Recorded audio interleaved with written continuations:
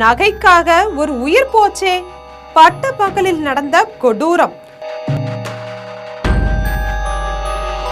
நம்பியதற்கு எப்படி ஒரு தண்டனையா? பட்ட பகல்ல ஒரு பெண்ணை அவங்களோட வீட்டிலேயே கழுத்தறுத்து கொலை செஞ்சிருக்காங்க. இந்த கொலை எதற்கு நடந்தது, இதனுடைய பின்னணி என்னன்றதை இந்த வீடியோல பார்க்கலாம். வெல்கம் டு கிரைம் டாக் நிகழ்ச்சி. நான் உங்கள் விஜே பிடி.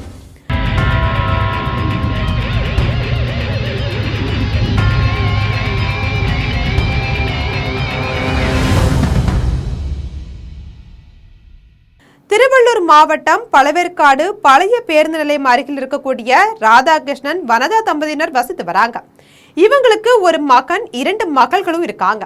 3 குழந்தைகளுக்கும் திருமணமான நிலையில அனைவரும் வெவ்வேறு இடங்கள்ல வசித்து வராங்க. ராதாகிருஷ்ணன் வீட்டு அருகிலேயே ஒரு மளிகை கடை ஒன்றை நடத்தி வராரு. அவருடைய மனைவி வனஜா வீட்டிலேயே மாவு அரைத்து விற்பனை செய்து வராங்க. இந்த நிலையில தான் சம்பவம் நடந்த அன்னைக்கும் வழக்கம் போல ராதாகிருஷ்ணன் வனஜா தம்பதியினர் மளிகை கடையை திறந்துட்டு வனஜா டீ போட்டு வரேன்னு வீட்டுக்கு போயிருக்காங்க. ஆனா வெகு நேரமாகியும் மனைவி வனஜா வராததால ராதாகிருஷ்ணனுக்கு சந்தேகம் அடைந்திருக்கு. வீட்டிற்கு சென்று பார்த்த ராதாகிருஷ்ணனுக்கு பேர் அதிர்ச்சியே காத்திருந்திருக்கு. அவருடைய வீட்டினுடைய கதவு வெளிப்புறம் பூட்டப்பட்ட நிலையில இருந்ததால தாங்கிட்ட இருந்த மற்றொரு சாவியை வச்சு கதவை திறந்து பார்த்திருக்காங்க. அங்க மனைவி வனஜா கழுத்துல கத்தி குத்தி ரத்த வெள்ளத்துல மிதந்துட்டு இருந்திருக்காங்க.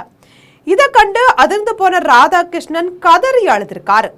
அவருடைய அழுகுரல் கேட்டு அக்கம் பக்கத்தினர் ஓடி வந்து பார்த்துட்டு திருப்பாலைவனம் காவல்துறையினருக்கு தகவல் அளித்திருக்காங்க.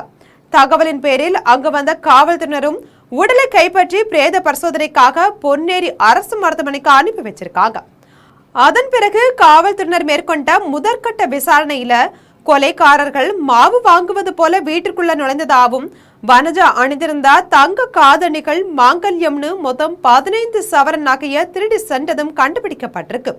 மேலும் கைரேகை நிபுணர்கள் மற்றும் மோப்பநாய் உதவியுடன் ஆதாரங்களை சேகரிக்க தொடங்கியிருக்காங்க.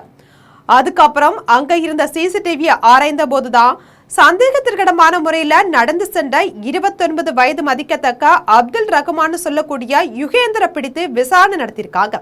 அப்போதுதான் பல்வேறு திடுக்கிடும் தகவல்களும் வெளியாகி இருக்கு. இந்த யுகேந்தர் என்பவரு ஊத்துக்கோட்டையை சேர்ந்தவர். பழவேற்காட்டுல ஒரு பெண்ணை திருமணம் செய்து 4 வருடத்திற்கு முன்பு இங்க குடியேறியிருக்காரு. அவர் அளித்த வாக்குமூலத்துல தன்னுடைய மனைவியினுடைய பிரசவத்தின் முன்பு நிதி நெருக்கடியில மாட்டிக்கொண்டதாகவும் அதனால வனஜாவை வெகு நாட்கள நோட்டம் விட்டு அவர்கிட்ட கொள்ளையடிக்க திட்டம் திட்டி வந்ததாகவும் சொல்லியிருக்காரு.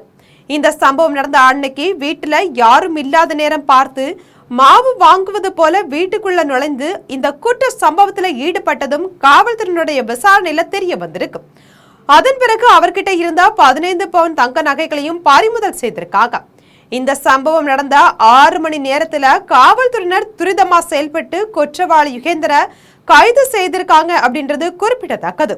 இது போன்ற குற்ற சம்பவங்களை உடனுக்குடன் தெரிந்து கொள்ள ஜம் தொலைக்காட்சியுடன் எப்போதும் இணைப்பில் இருங்கள்.